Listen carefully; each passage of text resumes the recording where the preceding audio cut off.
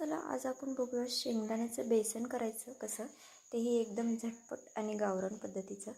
तर मी इथे एक मिक्सरचं भांडं घेतलेलं आहे. त्याच्यात 1 वाटी भाजलेले शेंगदाणे टाकलेले आहेत आणि 4 ते 5 मिरच्या टाकणार आहे.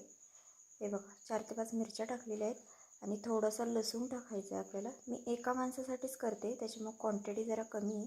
आणि थोडीशी कोथिंबीर टाकायची आहे. तर ते वाटून घेऊया आपण. इथं कढई तापत ठेवली, त्याच्यामध्ये 1 पळी तेल टाकले. तेल छान तापलं की त्याच्यामध्ये आपल्याला मोहरी टाकायची. मोहरी छान तडतडली की मग त्याच्यानंतर आपल्याला त्याच्यामध्ये जिरं टाकायचं. आणि हां, चॅनलवरती जे कोणी नवीन असेल त्यांनी सबस्क्राईब करायला विसरू नका, नक्की करा. आणि त्याच्यानंतर आपल्याला कढीपत्ता टाकायचा आहे. कढीपत्ताही छान तडतडला की नंतर आपल्याला थोडंसं हिंग टाकायचं आहे. आणि मग हिंग झालं की आपल्याला थोडीशी हळद टाकायची त्याच्यामध्ये. आणि हळद टाकून झाली की आपण जे वाटलेलं होतं ते टाकून घ्यायचं आहे त्याच्यामध्ये. आणि जेवढं आपल्याला पातळ असं बेसन करायचं आहे किंवा घट्ट, त्यानुसार आपण पाणी टाकूया.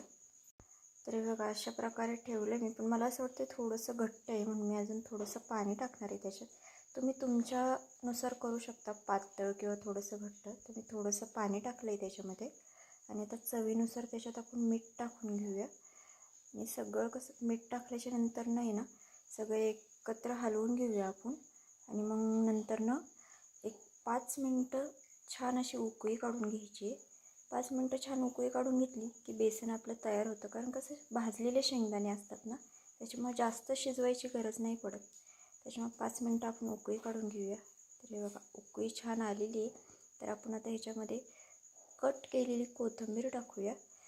आणि कोथिंबीर कशी नंतरच टाकायची, गॅस बंद करायच्या आधी. म्हणजे कसं त्याचा एक चव अशी वेगळी लागते कोथिंबीरची. तर हे बघा मी कोथिंबीर टाकून झालेली. आता गॅस बंद करणार आहे.